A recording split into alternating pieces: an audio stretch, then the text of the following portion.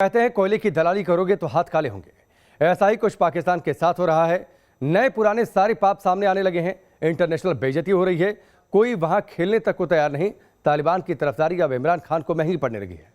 पाकिस्तानी दौरे पर आई न्यूजीलैंड की क्रिकेट टीम ने सुरक्षा खतरे को देखते हुए मैच से ठीक पहले अपना दौरा ही रद्द कर दिया। खुद इमरान खान ने देश को फजियत से बचाने के लिए पूरी ताकत लगा दी, मगर नतीजा सिफर रहा। आखिर आतंकवाद पर पाकिस्तान के क्लीन बोल्ड होने के पीछे क्या कारण है, इस रिपोर्ट के जरिए देखिए। कैन यू इमेजिन आज कितना बड़ा डे है। It's historical definitely. 18 साल के बाद न्यूजीलैंड की टीम पाकिस्तान के खिलाफ इंटरनेशनल क्रिकेट खेले पाकिस्तान आ गई है। पिंडी स्टेडियम में आज फर्स्ट ओडीआई मैच खेला जाएगा।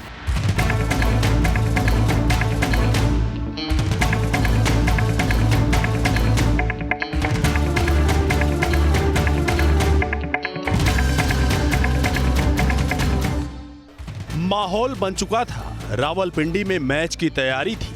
टीवी पर डिबेट शो चल रहे थे। पीसीबी को मुबारकबाद पेश की जा रही थी। क्रिकेट फैंस भी बेहद खुश थे, लेकिन तभी कुछ ऐसा हुआ कि हर तरफ मायूसी छा गई। मुबारकबाद शर्मिंदगी में बदल गई। हमले के अलर्ट का एक धमाका हुआ, जिसके बाद पूरा माहौल ही बदल गया।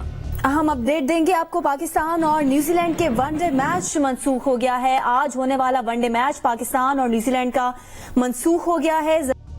18 साल बाद पाकिस्तान में मैच खेलने आई न्यूजीलैंड की टीम ने मैच खेलने से ही मना कर दिया, वो भी आतंकी खतरे के मद्देनजर। किसी को यकीन नहीं हुआ कि टॉस से महज 20 मिनट पहले इतना बड़ा मैच कैंसिल हो गया। ऐसा क्रिकेट के इतिहास में भी शायद पहली बार हुआ। आपके लिए ये मैच रद्द होने जैसी मामूली खबर हो सकती है, मगर पाकिस्तान के लिए यही खबर बड़ी शर्मिंदगी का सबब बन गई। पैगाम यही गया कि सांप को आस्तीन में रखोगे तो डसेगा ही। आतंकियों की तरफदारी करने पर खुद के हिस्से भी आतंक ही आएगा। इस खबर से यह भी साफ हो गया कि आतंकियों की दहशत बाजवा के घर तक दस्तक दे चुकी है, क्योंकि मैच उसी रावलपिंडी में था जहां पाकिस्तानी सेना का मुख्यालय है। लेकिन पाकिस्तानी आर्मी भी न्यूजीलैंड की टीम को भरोसा नहीं दिला पाई। बताया जा रहा है कि खुद प्रधानमंत्री इमरान खान ने न्यूजीलैंड की टीम से लेकर वहां की सरकार तक के साथ मान मनौवल किया, लेकिन सब कुछ बेकार गया। हाईएस्ट लेवल जो है उस पर दोनों मुल्कों के जो सरबराहान हैं उनकी आपस में बातचीत भी हुई है, मेरी इत्तलात है ये। और इसका मतलब ये है कि सिचुएशन बहुत टेंस है। और मुझे ये भी इत्तला मिली है कि न्यूजीलैंड की जो टीम है एक्चुअली वो खेलना नहीं चाह रहे। अब उसकी क्या वजूहात हैं वो हमें अभी तक नहीं पता। तो यकीनन हमें इंटीरियर मिनिस्टर साहब की प्रेस कॉन्फ्रेंस का या किसी ऑफिशियल स्टेटमेंट का इंतजार करना पड़ेगा, मगर बहुत ही अनफॉर्चुनेट सिचुएशन होगी अगर ऐसा होगा तो।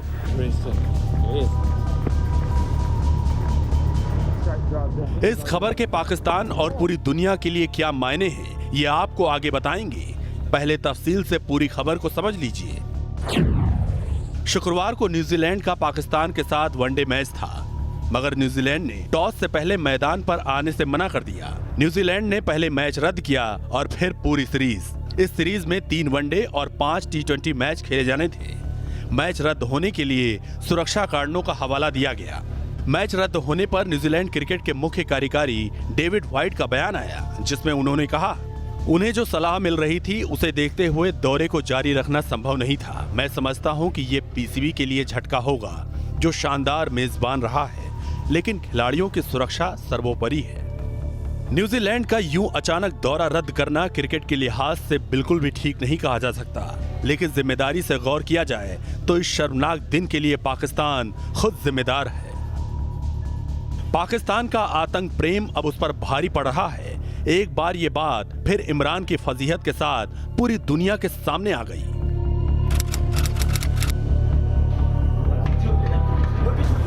आज 12 साल पहले की इन तस्वीरों को याद करने का दिन भी है, जब लाहौर में श्रीलंका की क्रिकेट टीम पर हमला हुआ था। टीम अपने होटल से गद्दाफी स्टेडियम जा रही थी, तब 12 नकाबपोश आतंकियों ने उसकी बस पर हमला कर दिया था। इस हमले में श्रीलंकाई टीम के कप्तान महिला जयवर्धने, कुमार संगकारा, अजंता मेंडिस, लिथन समरवीरा और चामिंडावास घायल हो गए थे। 12 साल पहले हुई इस आतंकी अटैक के बाद दुनिया ने यही सोचा था कि पाकिस्तान को शायद अक्ल आ जाएगी, लेकिन जैसे जैसे वक्त बीतता गया, पाकिस्तान आतंक की फैक्ट्री बनता चला गया, जिसका ताजा उदाहरण अफगानिस्तान में नजर आया, जहां पाकिस्तान ने तालिबानी आतंकियों की जीत का जश्न मनाया।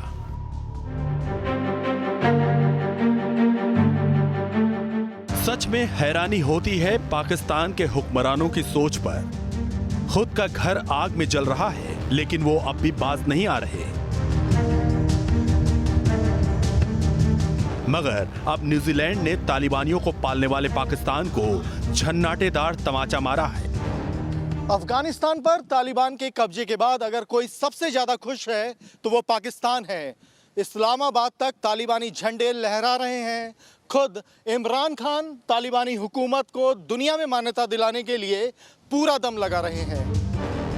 दरअसल सब कुछ जानते हुए भी इमरान इस बात से अनजान बनने का नाटक कर रहे हैं कि जिस तालिबान और हक्कानी नेटवर्क उन्होंने पाला पोसा है, वही उनके लिए भस्मासुर बनता जा रहा है। अब तो पाकिस्तान की सरकार पर उनके अपने ही सवाल उठाने लगे हैं। ये हैं यूएस में पाकिस्तान के पूर्व डिप्लोमेट रहे हुसैन हक्कानी, जिन्होंने साफ शब्दों में इमरान सरकार, पाकिस्तानी फौज और आईएसआई को सीधी चेतावनी देते हुए कहा है कि तालिबान की जीत का जश्न मनाना बंद करो, क्योंकि ये बहुत महंगा पड़ने वाला है।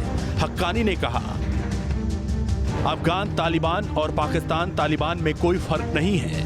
तालिबान और टीटीपी दोनों ही डूरंड लाइन को नहीं मानते। क्या पाक सरकार, फौज और आईएसआई इन दोनों से टक्कर ले पाएगी? पाकिस्तान के पूर्व डिप्लोमेट हुसैन हक्कानी काफी हद तक सही हैं, क्योंकि अफगानिस्तान में तालिबान की जीत के बाद पाकिस्तान तालिबान के हौसले बुलंद हैं। ऐसे में टीटीपी की कोशिश अब पाकिस्तान में वही करने की होगी जो अफगान तालिबान ने अपने मुल्क में किया है। हालांकि पाकिस्तान के हुक्मरान लगातार ये कह रहे हैं कि अफगान तालिबान ने उन्हें यकीन दिलाया कि वो अफगानिस्तान की जमीन का इस्तेमाल तहरीक तालिबान पाकिस्तान को नहीं करने देंगे। लेकिन ये भी सच है कि अफगान तालिबान का बड़ा भाई और पाकिस्तान तालिबान का छोटा भाई है। एक जीत चुका है, दूसरा बिल्कुल खामोश नहीं बैठेगा। इतना ही नहीं, अफगान तालिबान को पाकिस्तान की अगर इतनी ही फिक्र होती तो वो अपनी जेलों से हजारों तहरीके तालिबान के आतंकियों को नहीं छोड़ते। आपको याद होगा, तालिबान ने अफगानिस्तान में सत्ता में आते ही अफगानिस्तान में बंद तहरीके तालिबान के 2300 खूंखार आतंकियों को आजाद कर दिया था, जिनमें तहरीके तालिबान के कई टॉप कमांडर भी शामिल थे। अब यही आतंकी पाकिस्तान को खुलेआम ललकार रहे हैं, क्योंकि जिस तरह से अफगान तालिबान अफगानिस्तान के अंदर इस्लामिक अमीरात की स्थापना करना चाहता है, ठीक उसी तरह से तहरीके तालिबान भी पाकिस्तान के अंदर शरिया कानून से चलने वाले इस्लामिक अमीरात की स्थापना करना चाहता है। दोनों आतंकी संगठनों की मांग और मांग मनवाने का तरीका एक ही है, लेकिन तहरीके तालिबान को पाकिस्तान आतंकी जमात मानता है, जबकि अफगान तालिबान का खुला समर्थक है। पाकिस्तान का आतंक चरित्र हक्कानी नेटवर्क का जिक्र किए बगैर अधूरा है। इमरान खान खुलकर उस आतंकी संगठन हक्कानी नेटवर्क का समर्थन कर रहे हैं, जो सेंट्रल एशिया का सबसे बड़ा आतंकी संगठन है। यह पाकिस्तान ही है जिसकी वजह से तालिबान की सरकार में उस सिराजुद्दीन हक्कानी को गृह मंत्री बनाया गया, जिसके सिर पर $50 लाख का इनाम है। आप समझ सकते हैं कि पाकिस्तान किस हद तक आतंकियों की पैरवी करता है। अपने आतंक प्रेम के कारण पाकिस्तान की इंटरनेशनल मंच पर भारी बेइज्जती भी होती है, मगर उसे कोई फर्क नहीं पड़ता। शुक्रवार को ही एससीओ की बैठक में प्रधानमंत्री मोदी ने कट्टरवाद और अफगानिस्तान के बिगड़ते हालात को लेकर बगैर पाकिस्तान का नाम लिए इमरान को खरी खोटी सुनाई। मेरा मानना है कि इस क्षेत्र में सबसे बड़ी चुनौतियां शांति, सुरक्षा और ट्रस्ट डेफिसिट से संबंधित है, और इन समस्याओं का मूल कारण बढ़ता हुआ रेडिकलाइजेशन है। अफगानिस्तान में हाल के घटनाक्रम ने इस चुनौती को और स्पष्ट कर दिया है। पीएम मोदी ने तालिबान राज में आतंकिस्तान में तब्दील हुए अफगानिस्तान को लेकर सीधा पैगाम दिया। उन्होंने अफगानिस्तान में पनप रहे आतंकवाद, चरमपंथ और कट्टरता को दुनिया के आर्थिक विकास सहित शांति और सुरक्षा के लिए खतरा बताया। पीएम मोदी ने कट्टरपंथ पर इमरान को आईना दिखाया तो मोदी का एक एक शब्द इमरान के कानों में पिघले हुए गर्म शीशे की तरह चुभा होगा। मगर फिर भी इमरान ने एससीओ के मंच का इस्तेमाल तालिबान की तरफदारी में किया। उन्होंने दुनिया से तालिबान निजाम के लिए मदद की गुहार तक लगा दी। इसका सीधा मतलब यही है कि पाकिस्तान अपनी गलतियों से सबक सीखने वाला नहीं, वो आतंकियों का हिमायती था, है और आगे भी रहेगा। पाकिस्तान की चमड़ी इतनी मोटी हो चुकी है कि अब उसके लिए इज्जत बेइज्जती का फर्क मिट चुका है। यही कारण है कि दुनिया का कोई भी देश उसे गंभीरता से नहीं लेता। अब तो क्रिकेट टीमें भी पाकिस्तान पर भरोसा नहीं करती। कम से कम न्यूजीलैंड सीरीज रद्द होने के बाद तो यही कहा जा रहा है। Team news nation.